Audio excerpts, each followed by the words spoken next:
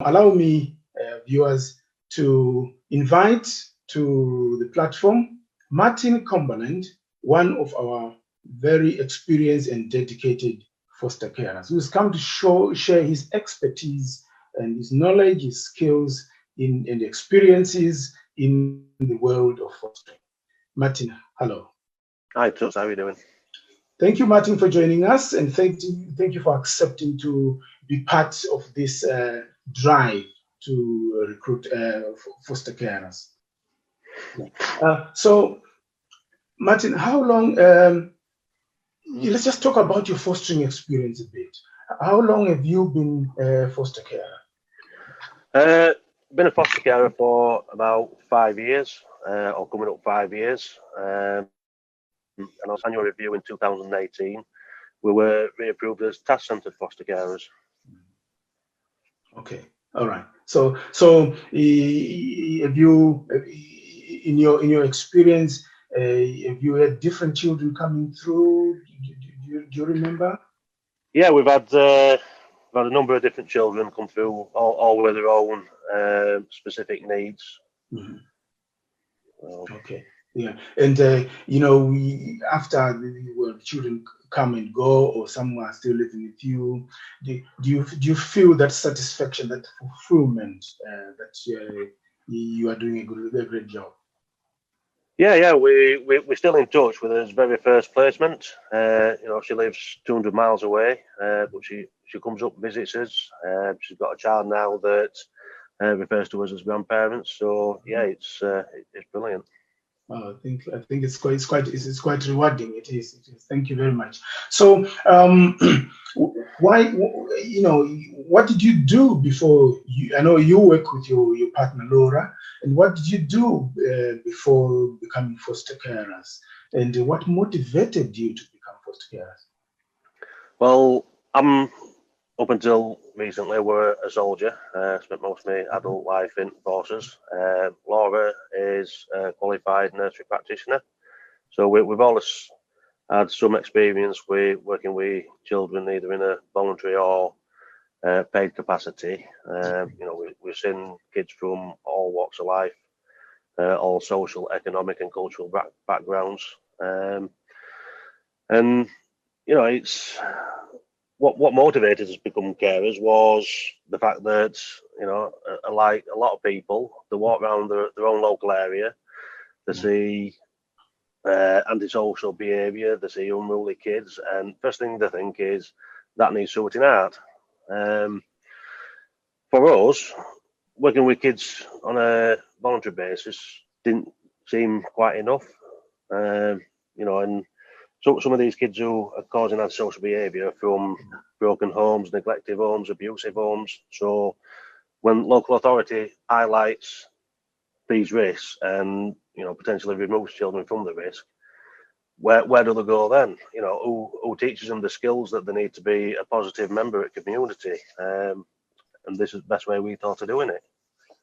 Oh, thank you very much. Well done. So do you think, since you started fostering, it has been a rewarding experience and you've never regretted it? You would never look back?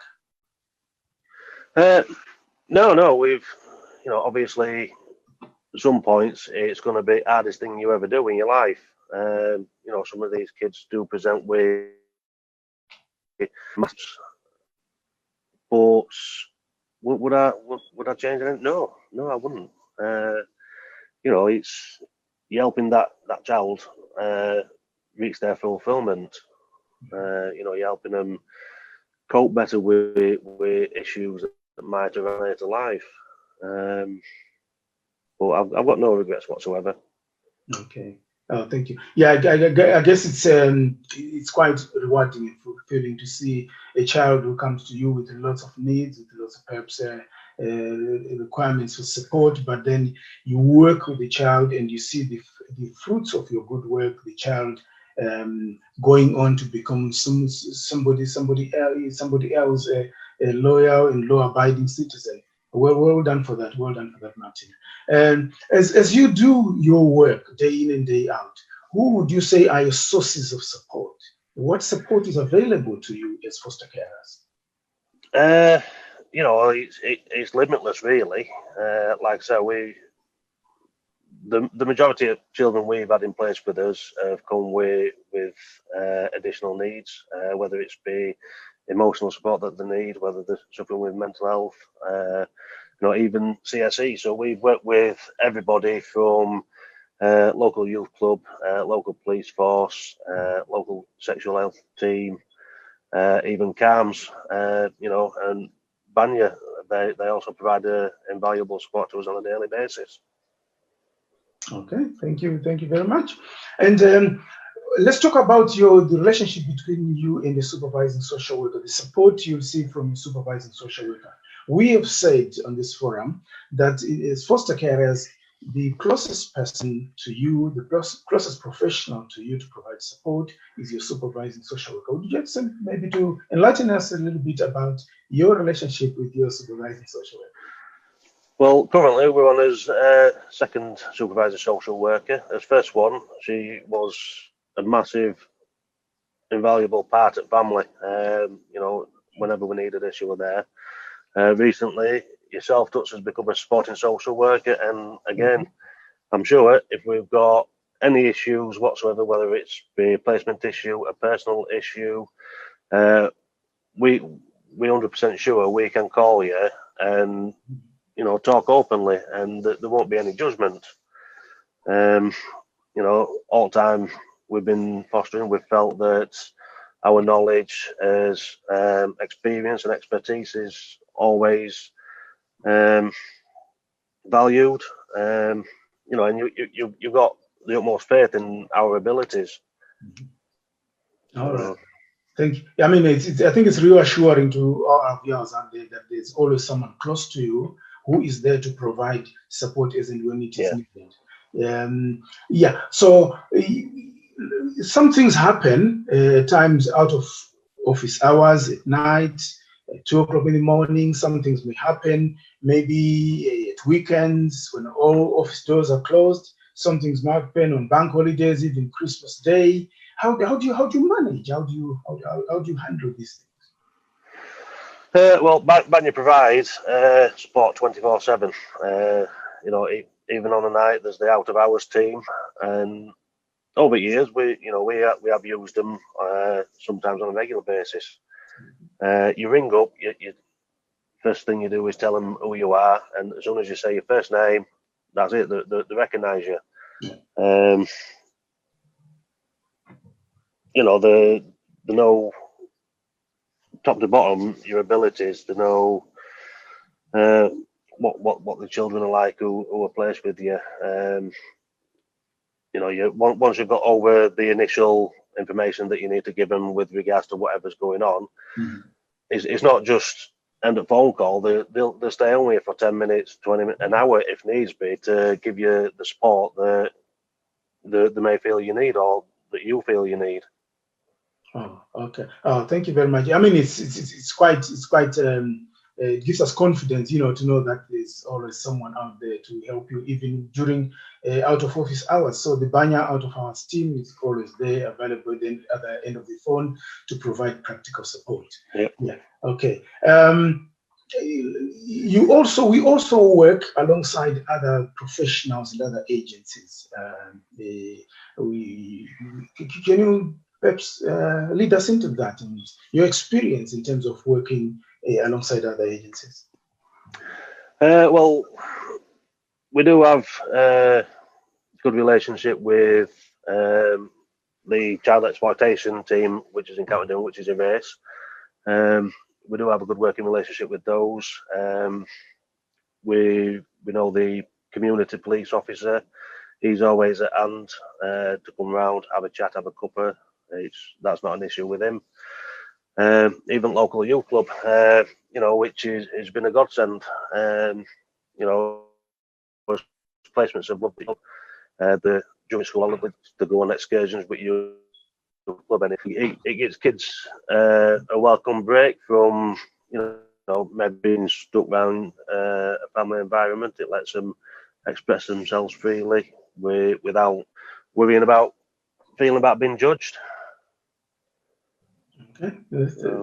Yeah, all right. Thank you very much, Martin. And I mean, to all our viewers that just to stretch this a little bit, you may want to know that we work with various agencies, various professionals from all different walks of life who are all interested in the best interest of the children that we're looking after.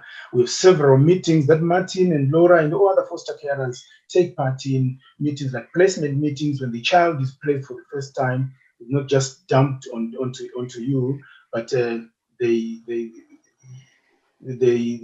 are meetings that are there to see that the needs of the child are properly met. We have LAC meetings, PEP meetings, TAC, you know, team around child meetings to make sure that everything is all going so well with the placement.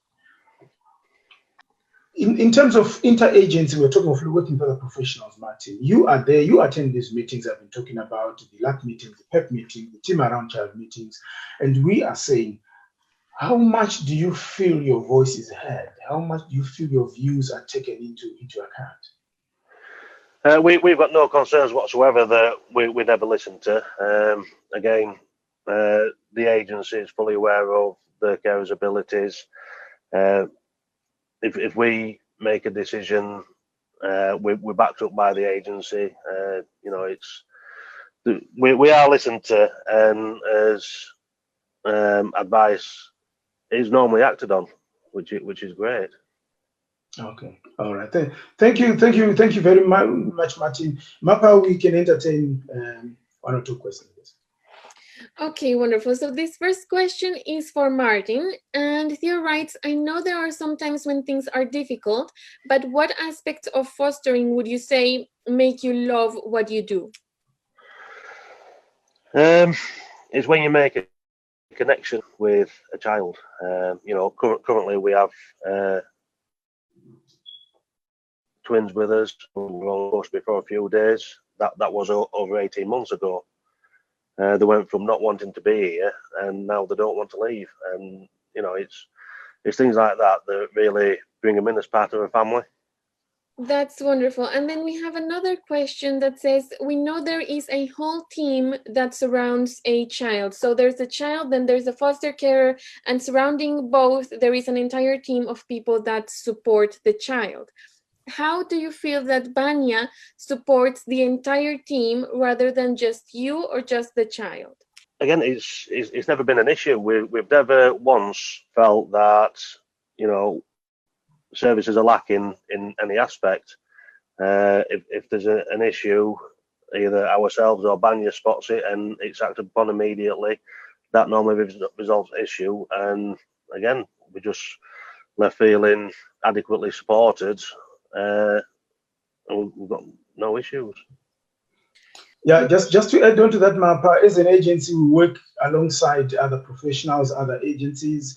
We work side birth families for the children. And like Martin has said, if there's anything that needs flagging up, we flag up, we share information, work very closely in meeting the needs of the children. And Martin, have you ever had a child who had either physical or mental health issues, including depression? Funnily enough, pretty much every placement we are task centred. As first placement, she suffered greatly with mental health issues. So from day one, we've had constant contact with mental health services, doctors, you know, and any professionals that's required. So do you receive specific training at Banya to help them, or is the help mostly from the psychologists that surround the team? No, we receive quite a lot of training from Banya. You know, we do monthly training in Leeds, which is a group thing, which we touch on certain aspects. And if we feel that some extra training is needed, we listen to when it's provided. We also do online courses for ourselves, which is offered through Banya. So if we feel we need any extra support or extra knowledge, we get in touch with Banya and request a course, and it's sorted straight away. And also, just to add on to that, Mapa, for every child, we do a needs assessment, and as soon as the needs are picked up, relevant, specialist support agencies are brought into play to support those needs.